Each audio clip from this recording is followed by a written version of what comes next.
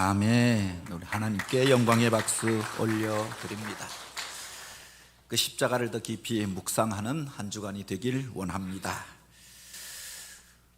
15세기를 가리켜 대항해의 시대라고 이야기합니다. 그리고 16세기 또 18세기까지 유럽이 그 세계의 역사를 주도하는 그런 대륙이 되어지고 경제적인 부와 번영을 누리게 되어집니다.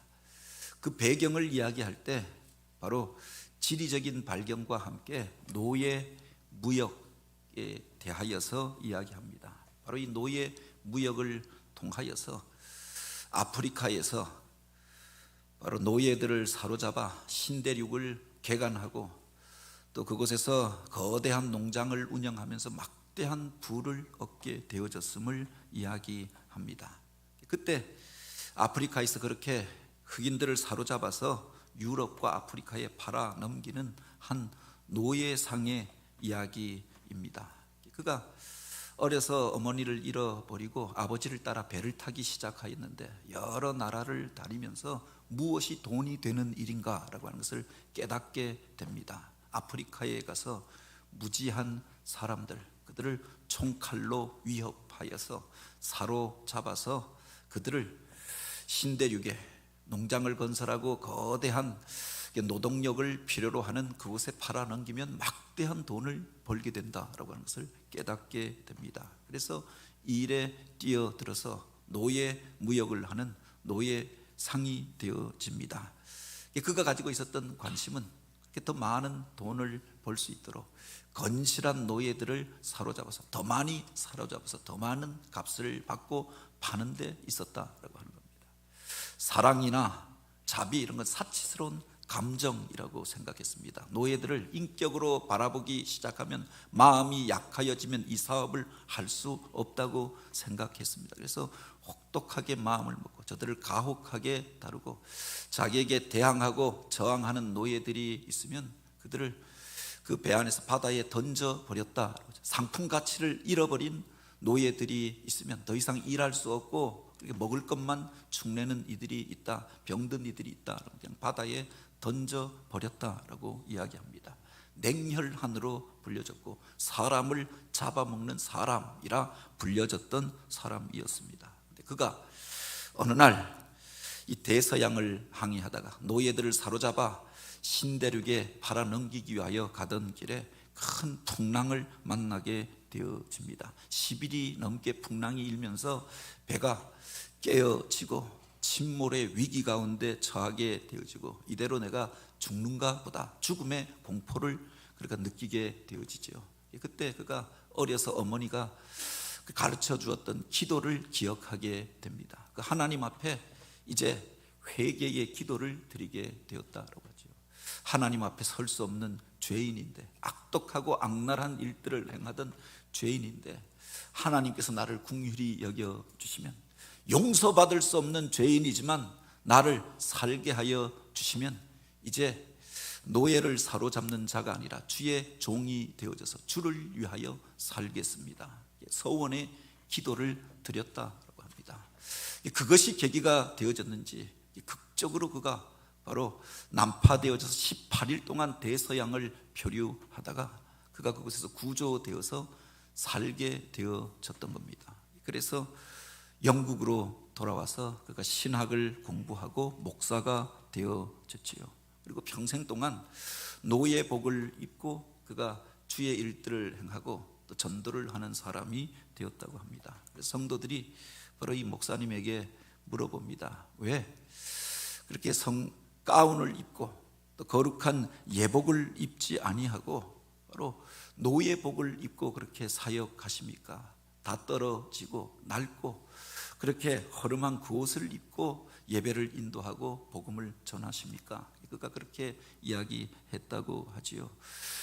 죄의 노예로 살았던 그리고 죄인의 괴수와 같이 살았던 되어졌던 나를 하나님께서 그 은혜로 살게 하여 주시고 새 삶을 살게 하여 주셨으니 그때 내가 주의 종으로 주의 노예로 이제는 살겠노라 이렇게 고백하였으니 그 마음 그 고백을 잊지 않기 위하여서 이 옷을 입고 복음을 전하고 있습니다. 죽는 날까지 내가 그렇게 주의 종으로 살기를 소원하는 마음이 내 복장 속에 담겨져 있습니다. 그 이야기를 했다고 하죠.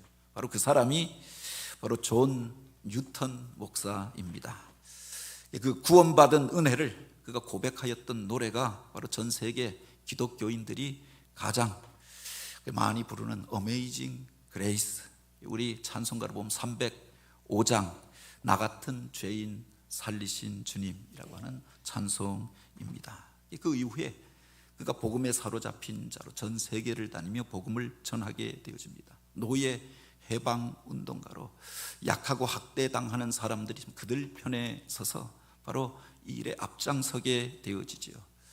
남북 전쟁의 와중에 남군과 북군의 병사들이 싸우다가도 이 찬양을 부르면서 극적으로 화해하게 되어졌던 이야기가 있습니다. 1970년 마틴 루터킹 목사가 바로 나에겐 꿈이 있습니다 라고 유명한 설교를 할 때 함께 그 사람들이 회중들이 불렀던 찬양이 바로 이 어메이징 그레이스라고 하는 찬양이지요. 1990년 남아공에서 양심수로 20년 동안 감옥에 있던 넬슨 만델라가 그곳에서 나올 때 바로 그 흑인들과 함께 불렀던 노래가 바로 어메이징 그레이스, 이 찬양입니다. 2001년 9월 11일 세계 무역센터가 무너지고 그 건물에서 3,000명이 그렇게 희생되어지는 이 비참한 일들을 겪은 이후에 그 장례식장에서 미국인들이 울면서 함께 불렀던 노래가 바로 또 이 찬양이기도 합니다. 그 속에 죄인이었던 우리를 구속해 주시는 하나님, 죄와 비참으로 가득한 이 세상 속에서 하나님의 은혜를 바라보며 나아가는 이들의 고백과 찬송이 담겨져 있는 것 아닙니까? 성경은 우리 모든 인간이 죄인임을 고백합니다. 하나님 앞에서 의롭다 주장할 자가 단 한 명도 없음을 이야기하죠. 의인은 없나니 하나도 없다라고 하였습니다. 모든 사람이 죄를 범하였음에 하나님의 영광에 이르지 못하게 되었다, 그렇게 성경 기자는 선언하고 있습니다. 사도 바울은 로마서 1장과 2장과 3장에 걸쳐서 인간 속에 있는 죄에 대하여 적나라하게 이야기합니다. 바로 하나님이 지으신 세상 가운데 살아가면서 하나님을 알만한 것을 그 안에 부어주셨음에도 불구하고 그 하나님 앞에 감사하지도 예배하지도 하나님 앞에 영광을 올려드리지도 아니하고 엉뚱한 것들을 하나님 자리에 놓고 그것이 신이 되어지고 그것이 나에게 복을 주는 것처럼 생각하고 우상을 섬기고 거짓된 것들을 쫓아가는 모든 사람들의 죄에 대하여 이야기합니다. 로마서 2장과 3장에 보면은 그 중에 그래도 우리는 하나님의 선택받은 백성이라 우리가 의로운 자라 주장하는 유대인들 속에 있는 죄에 대하여 이야기하지요. 그 말씀을 가지고 있고 율법을 받았다라고 해서 그들을 과연 의롭다고 할 수 있느냐, 안다고 하여서 그가 의로운 것이냐, 겉으로만 의로운 채하고 겉으로만 바로 그렇게 온전한 것을 자랑하지만 그 마음속에 담겨져 있는 죄에 대하여 그 중심까지 보시는 하나님 앞에서 유대인들이 행하고 있는 이중적인 죄악에 대하여, 외식함에 대하여 신랄하게 이야기하였던 것 아닙니까? 모든 인간이 하나님 앞에서 죄인이고 의롭다고 주장할 자가 아무도 없음에 대하여 이야기하죠. 그러면 이 죄인된 인간이 어떻게 구원함을 얻고 하나님 앞에서 의롭다 인정함을 받을 수 있느냐라고 하는 겁니다. 사도 바울은 이 로마서 4장에서 우리가 의롭게 되어지는 그 근거에 대하여, 오늘 우리가 하나님 앞에서 바로 의롭다 인정받을 수 있는 그 근거에 대하여 이야기합니다. 바로 구약에서 우리가 믿음의 조상이라고 이야기하는 유대인들이 그들의 믿음의 조상이요 바로 아버지라고 이야기하는 아브라함의 경우를 통하여 개신교인이나 가톨릭 교인이나 다 믿음의 조상이라 같이 인정하는 그 사람, 이슬람 교도들까지도 다 믿음의 조상이라고 말하는 아브라함의 삶을 통하여서 그가 하나님 앞에서 의롭다 인정함을 받게 되어지고 하나님의 사람이 되어졌던, 하나님께서 나의 친구라 부르게 되어졌던 그 과정들을 통하여 오늘 우리가 어떻게 의롭게 되어지며 하나님의 사람이 되어지는가, 그것을 소개하여 주고 있지요. 아브라함이 하나님 앞에서 의롭다 인정함을 받게 된 것은 무엇 때문입니까? 본문에는 그렇게 이야기합니다. 그가 행위를 통하여서 의롭다 인정함을 받은 것이 아니다 라고 단호하게 사도 바울은 이야기합니다. 그런즉 육신으로 우리 조상된 아브라함이 무엇을 얻었다 하리요? 만일 아브라함이 행위로서 의롭다 하심을 얻었으면 자랑할 것이 있으려니와 하나님 앞에서 없느니라. 단호하게 그가 하나님 앞에서 바로 의롭다 주장할 만한 것들이 아무것도 없음에 대하여 이야기합니다. 육신으로는 이라고 하는 말이 세상에서 어떤 수고와 공로와 선행으로 의롭다 주장할 만한 것이 바로 믿음의 조상 아브라함에게 없었음에 대하여 이야기하고 있는 거지요. 우리가 아는 대로 아브라함의 아버지 데라는 갈대아 우르에서 우상을 만들어 팔고 그것으로 생계를 삼고 살았던 우상 장사였습니다. 비 오는 날 펴는 우산이 아니라 바로 사람들이 믿고 섬기는 바로 그렇게 거짓된 신들의 형상을 만들어 팔아서 먹고 살던 사람이었다라고 하는 겁니다. 그 죄악된 자리로부터 하나님께서 아브라함에게 떠나라라고 이야기하였던 것 아닙니까? 이 갈대아 우르라고 하는 지역이 세계에서 문명이 가장 먼저 일어났던 메소포타미아의 그 하류 지역이 아닙니까? 온갖 우상들이 그렇게 범람하였던, 음란하고 악한 죄악이 그렇게 만연하였던 곳이 바로 그곳이 아닙니까? 그곳에서 그들이 그렇게 잘못된 신앙을 가도록 거짓된 신앙을 퍼뜨리는 역할을 하였던 이가 바로 아브라함의 아버지 데라였다라고 하는 겁니다. 혈통적으로 보면 집안의 배경을 보면은 자랑할 것이 없는 사람이었다라고 하는 겁니다. 뿐만 아니라 그가 하나님께서 그를 불러서 본토 친척 그 아버지의 집을 떠나라라고 이야기합니다. 죄악의 자리 가운데서 떠나라라고 하는 말씀이 아닙니까? 그가 즉시로 그 말씀에 순종한 것도 아니었음을 이 성경을 통해서 보게 되어지지요. 그곳에서 나오는데 그 아버지와 함께 그 가족들이 같이 나오잖아요. 메소포타미아 지역을 완전히 벗어난 것도 아니라 유그라데강 하류에 있었던 그 우루 지역에서 그 상류에 있었던 하란으로 이사한 것이 전부였다라고 하는 겁니다. 그 지역을 벗어나면 살 수가 없을 것이다 라고 생각하여서 집을 이사한 정도였던 것 아닙니까? 그곳에 여전히 머물러 살다가 그 아버지 데라가 죽은 연후에야 바로 이 메소포타미아 지역을 하란을 떠나게 되었음을 성경은 기록하여 놓고 있죠.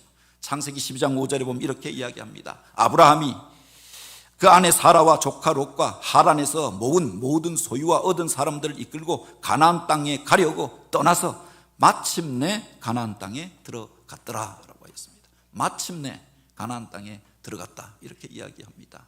그 이전에 하나님께서 부르셨는데 젊어서 하나님께서 그를 부르시고 떠나라 라고 이야기하였는데 떠나지 못하고 이렇게 저렇게 핑계대면서 그 메소포타미아 땅 주변을 이렇게 머물며 살아가고 있었던 것 아닙니까? 주님께서 너는 나를 따르라 라고 이야기하였을 때 그 부르심을 받은 제자들 가운데 나는 집에 가서 내 아버지를 장사 지내고 그 이후에 주님을 따르겠습니다. 내 가족들과 인사하고 그 다음에 따르겠습니다. 그래서 주님을 따르지 아니하였던 사람들에 대하여 이야기합니다. 집에 가서 인사하고 오겠다는 정도가 아니라 집에 가서 아버지를 모시다가 아버지가 세상을 떠나가시면 그 장례 치른 이후에 홀가분하여 지면은 그 다음에 주님을 따라가겠다 그렇게 이야기하였던 것 아닙니까? 아브라함의 모습이 이와 같았다라고 하는 겁니다. 본토 친척 아비 집을 떠나라, 이전에 죄악된 자리를 떠나라 라고 부르셨는데 바로 떠나지 아니하고 그 주변을 배회하다가 아버지가 죽은 연후에 이제사 그 말씀에 순종할 마음을 먹게 되고 마침내 그렇게 어렵게 가나안 땅까지 하나님이 지시한 그 땅까지 이르게 되어졌음을 이야기하고 있는 거죠. 순종의 사람이라고 이야기하는데 즉시 순종한 것도 아니었다라고 하는 겁니다. 뿐만 아니라 그 땅에 들어가서도 그곳에 정착하여서 하나님이 지시한 땅이니 이곳에서 하나님의 거룩한 문화를 만들고 거룩한 가문을 이루고 하나님을 섬기며 살아야겠다 그렇게 한 것도 아니었음을 보게 됩니다. 들어가서 잠시 머물러 살려고 하다가 어려운 일들이 찾아오게 되니까 그 땅에 기근이 들어서 가뭄이 들어서 일하기 어렵게 되어지니까 그래서 그 가나안 땅을 버리고 애굽으로 내려가잖아요. 그가 살았던 우르나 하란과 별반 다르지 않는, 그것보다 더 기름진 땅이 있고 더 큰 강이 있는 애굽으로 내려가서 그곳에 머물고자 하였던 것 아닙니까? 그래서 어려움을 당하여서 파라오가 그의 아내 사라를 보고 자기 아내로 삼으려고 하니까 누이라고 속여서 그에게 들여보냈던 비겁한 사람, 하나님께서 개입하셔서 그 가정을 지켜주셔서 그곳에서 그가 다시금 나오게 되었잖아요. 그런데 이게 한 번만이 아니었다라고 하는 겁니다. 창세기 20장에 보면 동일한 사건이 기록되어져 있는 겁니다. 창세기 기자가 몰라서 착각해서 기록한 것이 아니라 그 비슷한 일이 그랄 땅에 이르렀을 때도 똑같이 있었다라고 하는 겁니다. 그곳의 왕이었던 아비멜렉이 또 사라를 보고 좋아하는 것 같으니 누이라고 속여서 그렇게 그곳에서 그들의 빌부터 살려고 하였던 사람, 그가 아브라함이 아닙니까? 똑같은 실수를, 똑같은 죄악을 반복하여 행하고 있는 그의 모습도 보게 되어지지요. 바로 100세가 되어져서 그가 아들을 낳은 이후에 기적적으로 그 축복의 아들을 얻은 이후에 그와 함께 모리아산에 올라가기 전까지는 계속하여서 반복하여 실수하고 있는, 그래서 하나님이 주신 사명 감당하고 믿음의 땅에서 하나님의 약속의 말씀 붙들고 사는 것이 아니라 끊임없이 흔들리고 있는 실수투성이의, 허점투성이의 아브라함의 모습을 우리가 보게 되잖아요. 그의 행동을 통하여서, 행위를 통하여서 그가 의롭다 인정함을 받았다라고 이야기하면은 사실은 그의 삶 속에서 의로운 구석이 없었던 사람이 아닙니까? 그런데 창세기 15장에 보면은 바로 의미심장한 장면이 나오지요.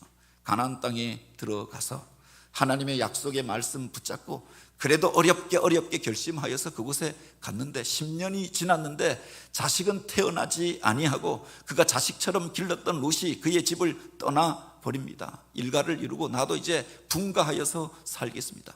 그에게 이별하고 떠나버린 이후에 답답한 마음으로 그가 하나님 앞에 하소연을 하잖아요. 이제 내가 나이가 80이 넘어섰는데 자식은 없고 언제 하나님이 나를 부르실지 알지 못하는데, 하나님이 날 부르시면 내가 이루었던 이 소유와 재산들은 누구의 것이 되겠습니까? 내 종 엘리에셀에게나 이 재산을 상속하여야 할 것 같습니다. 어쩌면 하나님 앞에 그렇게 불평하면서 탄식하면서 하소연하면서 그 이야기를 하였던 것 아닙니까? 하나님 약속 믿고 여기까지 왔는데 이게 뭡니까? 바로 이 이야기가 아닙니까?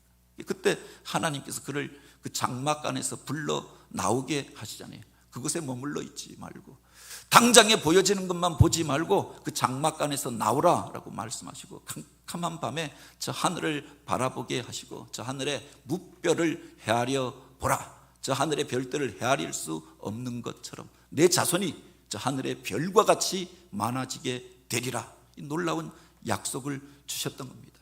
지금 피부치라고 생각되어지는 이가 아무도 없는 그런 상황이었습니다. 아들처럼 길렀던 롯도 떠나 버렸습니다. 겨우 내 곁에 지키고 있는 사람은 종된 엘리에셀 그 한 사람뿐이었기 때문에 그에게 유산 물려주고 떠나야 할 상황이었습니다. 그런데 하나님께서 아들을 주시겠다, 자식을 주시겠다라고 말씀하시는데, 한 명 주겠다, 2명 낳게 하겠다, 이 이야기가 아니라 저 하늘의 별과 같이 수많은 자손들이 너를 통하여서 일어나게 될 것이다, 이 놀라운 약속을 주셨던 거지요.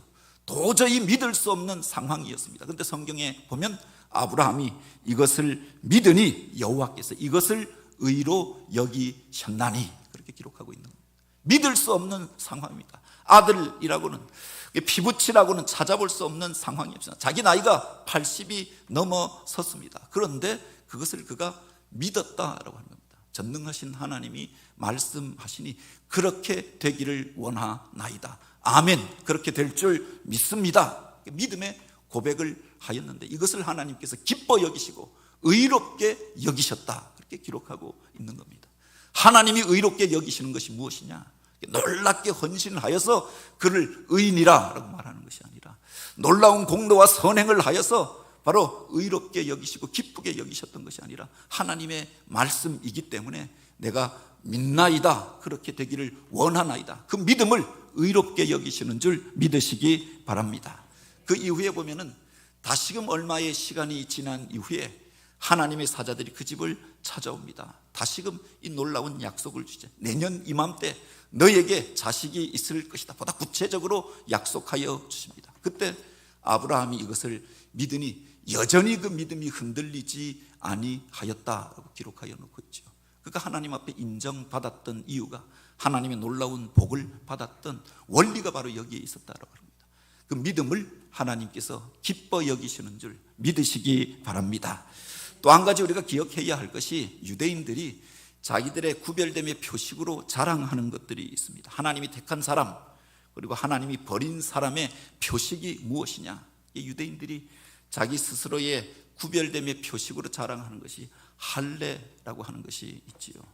아이들이 태어나면은 난지 8일이 되어지면 그 아이에게 할례를 베풀었다. 너는 하나님의 사람이고 하나님이 선택한 백성이다. 그 표식으로 할례를 행하였다라고 했습니다. 그 할례가 바로 하나님이 인정한 자요, 구원받은 자의 표식이라고 여겼다라고 하는 겁니다. 그런데 우리가 생각해 볼 것이, 여자들은 그러면 어떻게 할 것이냐? 이 할례라고 하는 것은 남자들이 바로 몸의 그 중요한 부위에 그 표피를 잘라내어서 피를 내고 표식을 만드는 것인데, 그래서 그 표식을 가진 사람만 구원을 얻고 하나님의 백성이라고 하면, 그런 의식을 행할 수 없는 여인들은 그럼 어떻게 되느냐?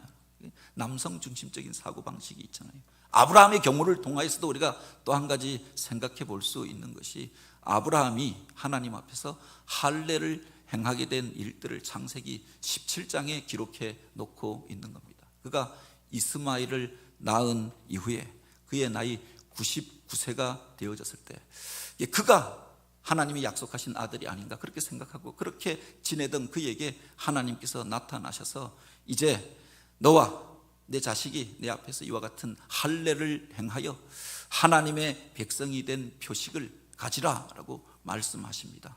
그래서 그 말씀에 순종하여서 그가 할례를 행하게 되어졌던 거죠. 그 이후에 이삭을 낳게 되어졌음을 성경은 기록하고 있습니다. 할례를 받은 자들이 바로 하나님 앞에 인정받은 자요 하나님의 백성이라고 이야기하면, 우리가 기억해야 할 것이, 하나님께서 그를 의롭다 인정하신 때가 언제이냐? 그 이야기를 기록하고 있는 것이 창세기 15장이 아닙니까? 그가 하나님께서 아직 자식이 없을 때 내가 너에게 자식을 주겠다, 하늘의 별과 같이 바로 수많은 민족이 너를 통하여서 일어나게 될 것이다, 그 약속의 말씀을 듣고 마음으로 믿으니 이것을 의로 여기셨다라고 기록하고 있고, 그 이후에 나중에 그가 할례를 받았던 겁니다. 이 순서를 보면은 의롭다 인정함을 받은 자가 할례를 나중에 그 표식으로 받게 되어졌던 거죠. 이것을 사도 바울은 이렇게 기록하여 놓고 있습니다. 그가 할례의 표를 받은 것은 무할례 시에 믿음으로 된 의를 인친 것이니 라고 했습니다. 그 이전에 이미 할례 받기 전에 하나님의 약속의 말씀을 마음으로 받아들이고 믿는 것, 그것을 하나님께서 의롭게 여기시고 그를 하나님의 사람으로 인정해 주셨다라고 하는 겁니다. 그 인정한 것을 나중에 몸의 표식으로 그렇게 도장을 찍어 주신 것, 확증해 주신 것, 이게 할례에 불과하다고 합니다. 남자와 여자가 만나서 사랑을 하고 그래서 결혼하여서 같이 살게 되어졌습니다. 그런데 정작 동사무소에 가서 그렇게 사인을 하고 그렇게 혼인신고는 나중에 하였던 겁니다. 한가하여지면, 모든 게 다 정리되어지면, 살림살이가 다 구비되어지면 이제 가서 등록해야지. 그리고 한참 후에 그렇게 하게 되잖아요. 그것은 나중에 있었던 사건이다라고 합니다. 이미 사랑하여서 두 사람이 가정을 이루고 같이 살고 있습니다. 사실혼 관계가 아닙니까? 나중에 동사무소에 행정적으로 도장을 찍는 그 일은 나중에 있었던 일이다라고 하는 거죠. 그렇다고 하여서 그가 신고하지 않았다고 해서 부부가 아닌 것이 되어지는 게 아니잖아요. 할례 받은 것은 그 이후에 받은 일에 불과한 것임을 이야기하고 있는 겁니다. 세례를 우리가 받습니다. 그 세례라고 하는 것도 비슷한 의미가 있잖아요. 우리가 예수 그리스도를 나의 구주와 주님으로 영접하고 이제 하나님의 사람으로 살겠습니다 라고 하는 결단의 의미가 그 속에 담겨져 있습니다. 그 이전에 주님을 믿고 영접하는 일들이 있고, 그 다음에 많은 성도들 앞에서 이 세례를 행하게 되어지는 거죠. 다만 그가 마음으로 하나님을 믿지 않고 영접하지 아니한 채 그 형식으로 세례를 받는다라고 그 세례가 무슨 의미가 있느냐. 어떤 분이 그런 이야기를 합니다. 세례를 받으셨나요? 그러니까 글쎄 내가 받았는지 안 받았는지 모르겠다라고 이야기합니다. 받았으면 받은 거고 안 받았으면 안 받은 거지. 이렇게 물으면 그렇게 이야기합니다. 군대 가서 훈련소 있을 때 초코파이 준다 그래서 다 갔었는데 갔더니 그곳에 엎드리라 하더니 목사들이 나와서 머리에다가 한 번씩 이렇게 안수하고 지나갔는데 그게 세례인지 그게 뭔지 모르겠다라고 이야기합니다. 그때는 아무 감흥도 없었습니다. 예수를 주로 시인하고 고백한 것도 없었습니다. 가서 그냥 머리를 숙이고 나중에 초코파이도 주고 간식도 준다고 하니까 혹독한 생활에서 잠시 쉬는 시간 찾아서 갔던 게 전부입니다. 그러니 마음속에 남는 게 없잖아요. 초코파이는 먹어버리면 없어져 버리고 마는 것 아닙니까? 그때 그 목사가 나에게 한 게 안수였는지 그냥 기도였는지 세례였는지 지금도 모르겠다.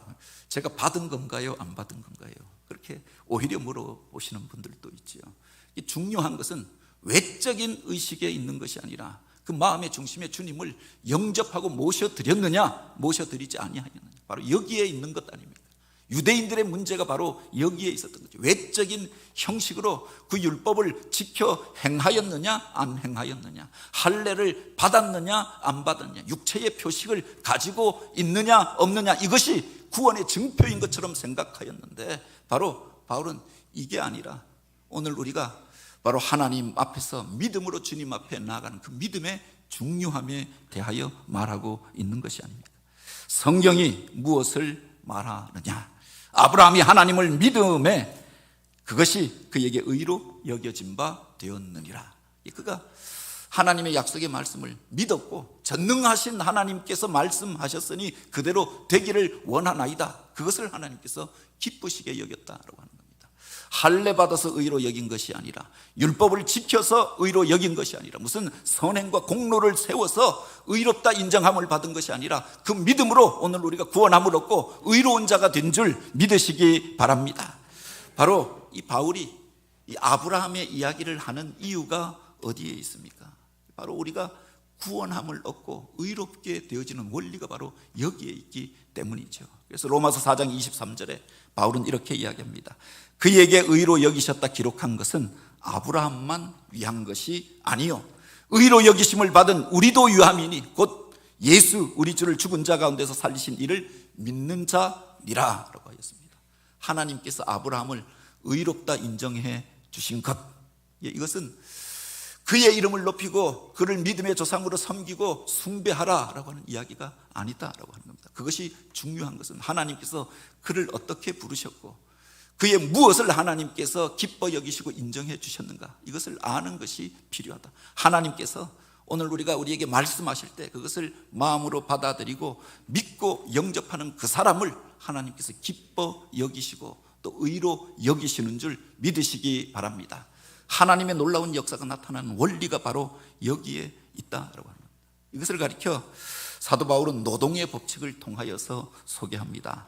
일하는 자에게는 그 값을 은혜로 여기지 아니하고 빛으로 여기거니와 일을 아니할지라도 경건치 아니한 자를 의롭다 여기시는 이를 믿는 자에게 그의 믿음을 의로 여기시나니라고 하였습니다. 우리가 열심히 일해서 밤잠 자지 않고 수고하여서 월급을 받고 일당을 받고 연봉을 받는다, 이건 내가 당연히 받아야 할 것이라고 생각합니다. 그래서 그 사업주가, 주인이, 사장이 그 월급을 주지 않는다, 노동청에 제소해서라도 이건 받아내야 하는 거다. 정당한 권리가 아닙니까? 이것을 은혜라고 이야기하지 않습니다. 그런데 우리가 받을 자격이 없습니다. 일한 것도 그 회사에 기여한 것도 없습니다. 그런데 나를 긍휼히 여겨서 불쌍히 여겨서 나를 도와주기 위하여서 바로 그 싹을 우리에게 주었다라고 하면 우리가 그것을 은혜로 여기고 감사하게 되어지는 것 아닙니까? 구원 얻는 원리가 바로 여기에 있다라고 하는 겁니다. 내가 수고하여서 그것을 얻었다라고 하면 나를 자랑하겠지요. 내가 당연히 받을 만한 자격이 되어져서 그래서 하나님의 백성이 되어졌다라고 하면 나의 신분을, 나의 혈통을 자랑하지 않겠느냐라고 합니다. 그런데 하나님께서 너희가 그 은혜로 인하여 믿음으로 말미암아 구원을 얻었나니 이것이 너희에게서 난 것이 아니라 하나님의 선물이라라고 했습니다. 너희에게서 난 것이 아니니 너희로 자랑치 못하게 하려 함이라라고 말하고 있는 것 아닙니까? 제가 처음 전도사로 사역하게 되어졌던 교회가 있습니다. 뭐 이력서에는 쓰지 않는 교회인데 아주 작은 교회였고 성도가 뭐 몇십 명 모이는 교회였습니다. 근데 처음으로 그곳에서 교육 전도사, 청소년부를 세우기 위하여, 청년들도 이제 몇 명이 있었는데 청년부를 세우기 위하여 전도사를 청빙한 겁니다. 어디에서도 전도사 경력이 없으니 써주지 않는데 그곳에 이력서 냈더니 오라고 해서 청소년부를 맡긴 겁니다. 아이들이 5, 6명, 청년들까지 합하면 4명, 5명, 10명이 되지 않는데 그 아이들 두고 양육하고 설교하고 청소년부 예배를 시작하고 청년부 예배를 시작했습니다. 그런데 사실은 뭐 설교라고 하는 것 해본 적이 없잖아요. 강단에 세워준 것만 해도 감사하잖아요. 어디 가려고 해도 이력이 없으니 뽑아주지 아니하니까 이곳에서 1년 경력을 쌓아야겠다라고 하였던 겁니다. 그래서 설교할 때도 사실은 실험적인 설교도 많았고 찬양 인도를 시키는데 제가 또 원래 음치다 보니 오히려 예배를 망치는 경우도 많았고 그 와중에 제가 그곳에서 1년 사역하는데 2달을 또 아파가지고 학교에서 체육대회 하는데 공차다가 다리가 부러졌습니다. 그래서 1달은 사역 못하고 그 다음 달에 갔는데 목발 짚고 가서 또 1달 사역하고 가면은 우리 청년들이 나와서 가방 들어주고 교회가 3층인가 4층에 있었는데 부축해서 올라가서 무슨 대단한 강사님이 오셨다 가서 설교만 한번 딱 하고 집에 오고 그렇게 몇 달을 사역했습니다. 그런데 사례를 받는 게 너무 죄송한 겁니다.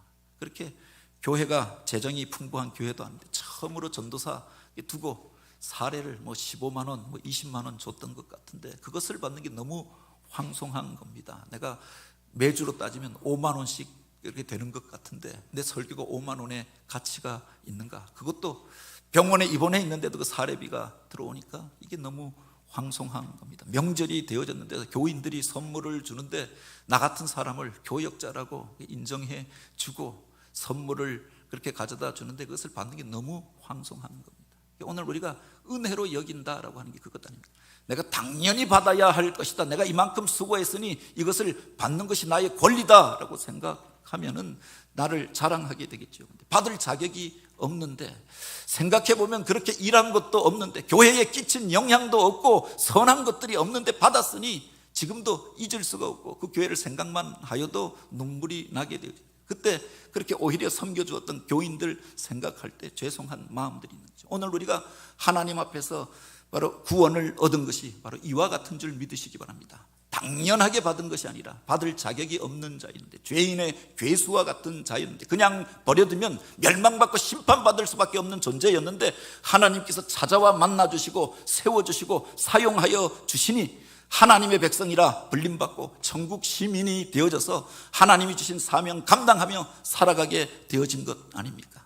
그 은혜를 우리가 기억하며 하나님의 일들을 감당하는 주의 성도들 저와 여러분이 되길 원합니다. 의롭다라고 말한 것이 아니라 내가 의로운 일을 행하여서 의롭다 인정함을 받은 것이 아니라 의롭다 여기심을 받았다라고 하는 겁니다. 의로운 것이 아니라 죄인이었는데 하나님께서 의로 여겨주셔서 주의 성도가 되고 주의 백성이 되어졌던 거지. 앞에서 이야기하였던 존 뉴턴 목사님이 이 세상을 떠나가기 전에 그분이 83세인가 이 세상을 떠나가게 되어졌는데 그가 그런 이야기를 하였습니다. 내가 천국에 가면은 놀라운 것들을 보게 될 것 같아. 그러면서 천국에서 보게 될 놀라운 것 3가지에 대하여 이야기하였는데 그 첫 번째가 도저히 천국에 있을 것 같지 않은 그 사람, 그가 그곳에 있는 것을 보게 될 때 우리가 놀라게 될 것이다. 그리고 또 한 가지는 그곳에 반드시 있을 것이다 라고 생각하였던 사람이 그곳에 없는 것을 보고 우리가 놀라게 될 것이다. 그리고 3번째는 가장 놀라운 것은 나와 같은 죄인의 괴수와도 같은 사람이 그곳에 있는 것들을 내가 보게 될 때 가장 놀라게 될 것이다. 이런 고백을 하였습니다. 하나님의 은혜로 부름받고 천국 복음을 전하게 된 것을 은혜로 고백하였던 거지요. 그가 영원한 천국에 거하게 된 것 또한 내가 무엇을 잘하여서가 아니라 하나님의 은혜와 사랑 가운데 되어졌던 것 아닙니까? 봄에 교회에서 새생명 전도운동, 한생명 전도운동을 진행합니다. 영혼을 살리고 구원하는 것도 이와 같다라고 생각합니다. 저 사람은 믿을만 하니까, 저 사람은 그렇게 한번 믿으면은 진짜 선한 일들, 교회를 위하여서 많은 것들을 행할 수 있을 것 같으니까, 그래서 복음을 전하는 것이 아니라 바로 하나님이 긍휼히 여기시는 그 한 사람을 품고 우리가 기도하고 또 중보하게 되길 원합니다. 생명을 살리고 구원하는 일이 어디서부터 시작되어지느냐? 우리가 놀라운 헌신을 하고 선행을 하고 그를 감동시켜서 그가 변화되는 것이 아니라 마음으로 품고 하나님이 우리에게 명령하신 일이니 그 일이 되어질 것을 믿고 믿음으로 순종할 때 하나님께서 이것을 의로 여기셔서 오늘 우리를 기뻐 여기실 뿐만 아니라 그 사람을 변화시키고 세상을 변화시키는 일들을 행하시는 줄 믿으시기 바랍니다. 마음으로 작정한다고 하는 게 그것 아닙니까? 그 사람이 믿겠는가 안 믿겠는가 내가 판단하는 것이 아니라 내가 그를 위해서 무엇을 해야 되겠다, 그래서 부담을 갖고, 그래서 그 일이 부담스러워서 이 일로부터 나를 제외시키는 것이 아니라 하나님이 말씀하시니 믿음으로 받아들이고 참여하는 것, 여기서부터 생명이 살고 하나님의 거룩한 영광이 나타나는 일들이 시작되어지는 줄 믿으시기 바랍니다. 믿음으로 일에 참여해서 하나님이 행하시는 놀라운 일들을 경험하고 하나님 사역의 동력자가 되어지고 그 은혜로 쓰임받는 저와 여러분 우리가 되어지길 주님의 이름으로 축복합니다. 같이 기도드립니다.